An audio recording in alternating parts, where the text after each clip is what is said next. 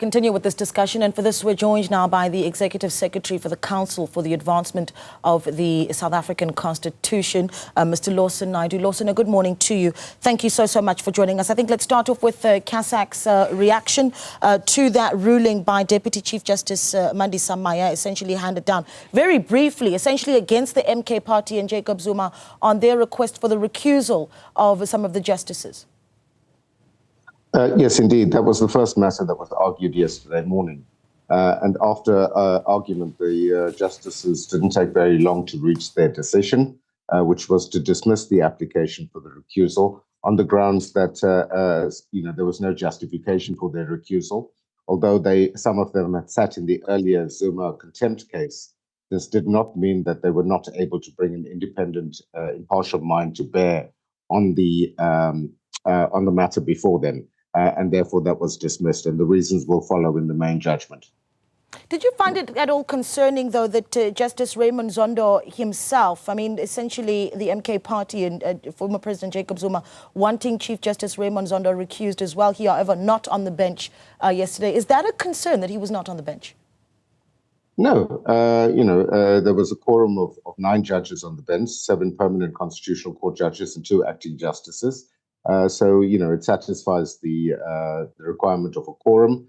And I think, it's probably appropriate that the Chief Justice did not sit in this matter, given that the State Capture Commission, in the form of its the head of the commission, Professor Masala, had initiated those contempt proceedings. But Chief Justice was the head of the State Capture Commission, so probably appropriate that he did not sit in this matter.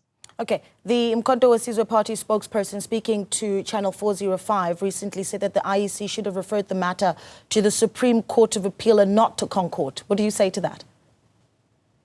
Well, I think it's quite clear that the IEC had made out a convincing case for direct access to the Constitutional Court in this matter, an issue that is provided for in the Constitution.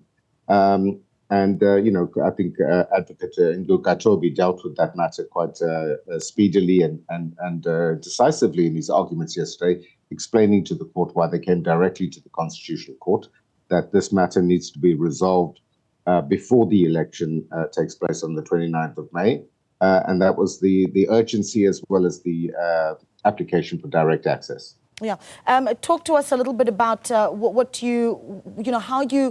you felt it was important for CASAC to be admitted as a friend of the court. Well, we believe that this was a matter of great constitutional importance, given that it impacts on the eligibility of candidates for election to the National Assembly, one of the key institutions in our democracy, it revolves around an interpretation of a critical clause in the Constitution, Section 47(1)(e). And CASAC felt that we had novel arguments to present to the court based on international and foreign law comparisons that would assist the court in unpacking the meaning of that provision of the Constitution. And I think the court was appreciative of the inputs that were made by the 3 amici in the case. Yeah. What do you think the precedent is that is set here? In a few moments, we're going to be having a discussion with former Justice Albie Sachs, and of course, we'll be paying tribute to Yvonne Mokgoro. But the constitutional crisis that we're really facing here, I mean, just the idea of a former president who seeks to challenge the finality of the ConCourt. Well, I don't think it's a constitutional crisis. I think it's an issue of constitutional interpretation. As was argued before the court yesterday, a clear reading of the Constitution would say that the former president is not eligible to stand as a candidate because he was convicted of an offence, a serious offence of contempt of the Constitutional Court, and sentenced to a period of more than 12 months imprisonment. And I think that's the fundamental issue. Is that disqualifying criteria applied properly? In this case, we believe that it has been applied properly by the Electoral Commission. We believe that the Electoral Court misinterpreted Section 47 of the Constitution. And this is an opportunity to ensure that only people who are eligible to stand as candidates, in fact, make it onto the candidate list of the different political parties, and that this is a matter that needs to be resolved ahead of the elections. Yeah, you've argued that the Electoral Court ruling really harms the idea of separation of powers. Would you unpack that for us, Lawson?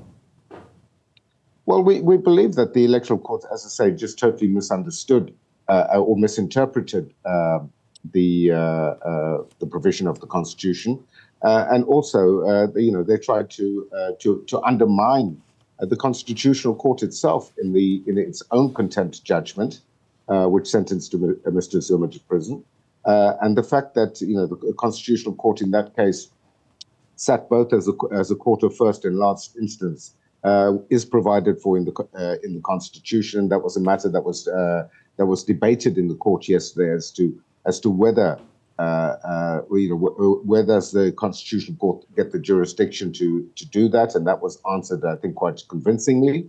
And where the Constitutional Court imposes that sanction, and there is no prospect of an appeal, that's the end of the matter, and the provision of Section 47(1)(e) then kicks in. Yeah, one thing you can't deny is the fact that the country is watching this court process very, very closely because it impacts so heavily on the decision that the electorate then makes on the 29th of May. Are you at all concerned that as this plays out, this may be working in the favor of the MK party should they see a win in the ConCourt in the run-up to the 29th of May? Well, that's a matter for the MK party and other political parties. I think what's important from a constitutional point of view and to ensure free and fair elections is that the candidate list that is presented to the electorate is clear before the 29th of May, so that voters know whether or not Mr. Zuma, for example, is a candidate of the MK party, whether he remains on that list or not.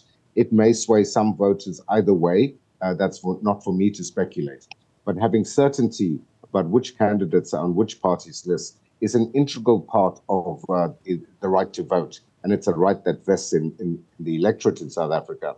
And that's why CASAC felt that it was important to participate in this case, because it's really about vindicating the rights of the electorate. Yeah, and of course, judgment reserved, and so the country waiting with bated breath, really, to hear from the ConCourt, as it did with waiting for the reasons from the Electoral Court. I mean, what do you think the impact of that was, that delay in hearing the reasons for the judgment by the Electoral Court? Well, again, much was tried to be made of that yesterday with the MK party and Mr. Zuma's legal representatives arguing that, there was no basis for the IEC to lodge the appeal because they didn't know the reasons. And I think, that's incorrect. Given the urgency of the matter, it was entirely responsible for the IEC to have acted in the way that they did. And as soon as the Electoral Court judgment was available, the IEC then supplemented their papers, dealing specifically with the reasons that were put forward by the Electoral Court.